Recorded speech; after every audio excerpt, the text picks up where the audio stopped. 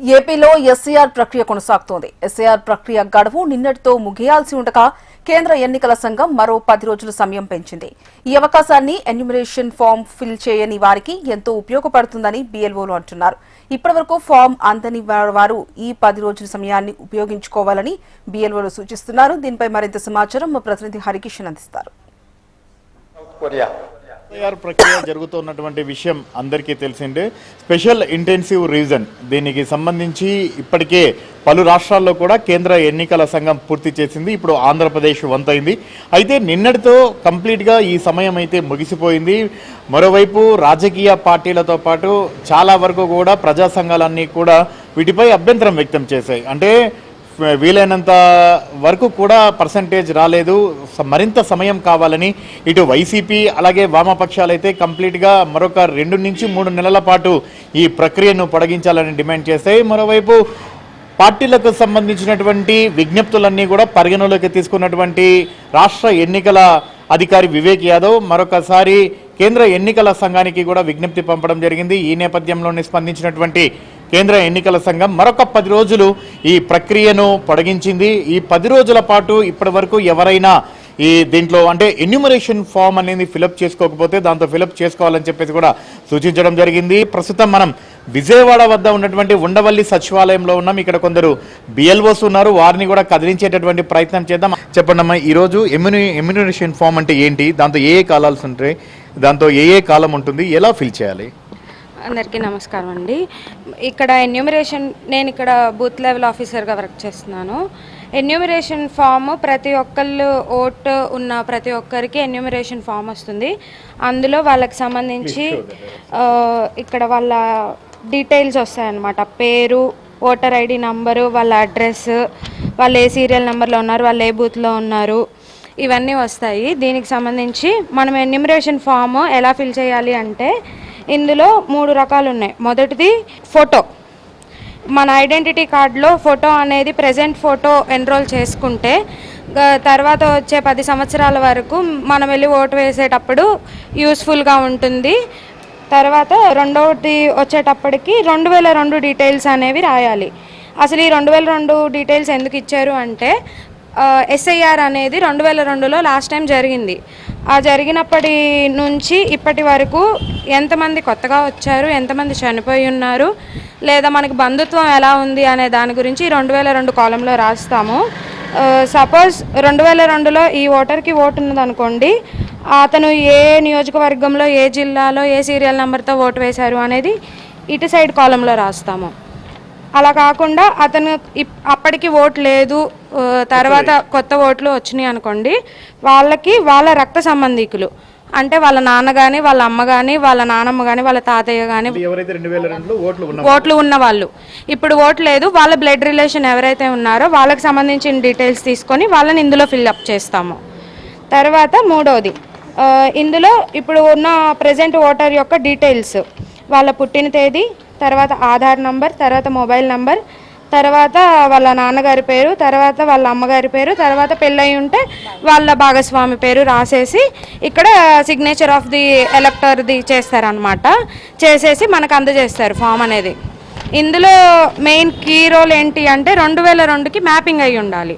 2002కి mapping అయ్యి ఉంటే మనకి ఈజీగా ఉంటుంది. ఒకవేళ వాళ్ళ డీటెయిల్స్ కనుక మనకి మ్యాపింగ్ దొరకకపోయినా, లేదా అప్పుడు వాళ్ళు ఫారెన్లో ఉండి తర్వాత వచ్చి ఓటు తీసుకొని అలా కొంతమందికి మ్యాపింగ్ అయ్యి లేవు, అలాంటి వాళ్ళకి తర్వాత నోటీస్ అనేది ఒకటి వస్తుంది. ఆ నోటీస్కి వాళ్ళు ఈ 12 డాక్యుమెంట్స్లో ఆధార్ కార్డుతో పాటు ఏదో ఒకటి మనకి సబ్మిట్ చేయాల్సి వస్తుంది. అప్పుడు నోటీస్ వచ్చినప్పుడు మనమే వెళ్ళి ఇంటింటికి ఇస్తాము. అంటే దానికి సంబంధించి కంప్లీట్గా ఇప్పుడు 12 అని చెప్పారు. ఈ 12లో ఆధార్ కార్డు అనేది మ్యాండేటరీనా? ఆధార్ కార్డు అనేది మ్యాండేటరీ అంటే ఆధార్ కార్డు కాకుండా ఆధార్ కార్డుతో పాటు మిగతా 11లో ఏదో ఒకటి కంపల్సరీగా మనకి అటాచ్ చేసి ఇవ్వాలి. మీరు చెప్పండి, మీరు ఇన్ని రోజులు మీకు ఇచ్చినటువంటి టార్గెట్ని ఎంతవరకు మీరు ఫుల్ఫిల్ చేయడం జరిగింది? ప్రధానంగా వీటిలో ఎదుర్కొన్నటువంటి సమస్యలు ఏంటి, మీ దృష్టికి తెచ్చినటువంటి సమస్యలు ఏంటి? నాది 90% పోయిందండి. ఇంకొక 10% మాత్రం నాది పెండింగ్ ఉంది.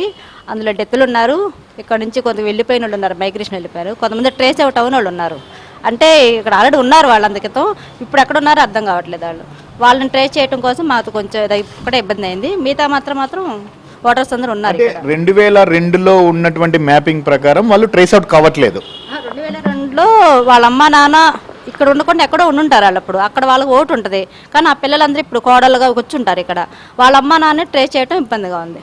ఆన్లైన్లో మేమేంటంటే మాకు ఒక లింక్ ఇచ్చారు, ఆ లింకుల ద్వారా ఎత్తుక్కుంటే వాళ్ళు చెప్పిన అడ్రస్ ప్రకారం చూస్తే వాళ్ళ ఓట్లు దొరుకుతున్నాయి. అట్లాంటి కొన్ని లింకు దొరకట్లేదు, అదొక్కటే చాలా ఇబ్బంది అయిపోయింది. అంటే వాళ్ళకి ఏం చెప్పారు, వాళ్ళకి ఏం చెప్తారు, ఏ రకంగా వాళ్ళు మ్యాపింగ్ చేసుకోవాలి లేదా ఎన్యూమరేషన్ ఫామ్ వాళ్ళు ఎలా ఫిల్ చేయాలనేది ఏం చెప్తారు వాళ్ళకి? మేము ఎన్యూమరేషన్ ఫామ్స్ అంటే 2002లో కనుక వాళ్ళకి ఓటు ఉండి వాళ్ళకి బూత్ల అన్ని నెంబరు సీరియల్ నెంబర్ అన్నీ తెలిస్తే ఏమని చెప్తున్నాము. లేదు తెలియదు అనుకున్నప్పుడు మేము ఒక లింక్ చెప్తున్నాము, ఆ లింక్ ద్వారా ఎత్తుక్కోమని చెప్పాము. లేదంటే మేమే లింక్ ఓపెన్ చేసుకుని వాళ్ళు చెప్పిన అడ్రస్ ప్రకారం చూసుకొని మేమే ఫిల్ చేసాము ఈ 2002 ఓటర్ లిస్ట్ ఎక్కడున్నారు ఏంటి అన్నది. మీరు ఎన్ఆర్ఐ పరిధి మీ ఎక్కడన్నా ఉందా, అంటే మీ పరిధిలో ఎన్ఆర్ఐస్ ఏమైనా ఉన్నారా? వాళ్ళు అక్కడి నుంచి వాళ్ళు ఎలా ఓటును తమ అంటే ఇది ఎన్యూమరేషన్ ఫామ్ ఇవ్వాలంటే ఏం చేయాలి? అంటే నా పరిధిలో అయితే ఎన్ఆర్ఎస్ ఎవరు లేరండి, అంతా నాది లోకల్, అంటే ఉండవల్లి ఊర్లో రాది కాబట్టి అందరూ ఓటర్స్ అందరూ మాత్రం ఉన్నారు. ఎన్ఆర్ఐ సంబంధించి ఎలా ఫిల్ చేసుకుంటారు? నా ఏరియాలో ఎన్ఆర్ఐస్ ఎవరు లేరు. ప్రాసెస్ ఏంటి? మా ఈసీఐ వెబ్సైట్లోకి వెళ్తే ఆన్లైన్ ఆప్షన్ ఉంటుంది సార్, ఆన్లైన్ ఎన్యూమరేషన్ ఫామ్ అని.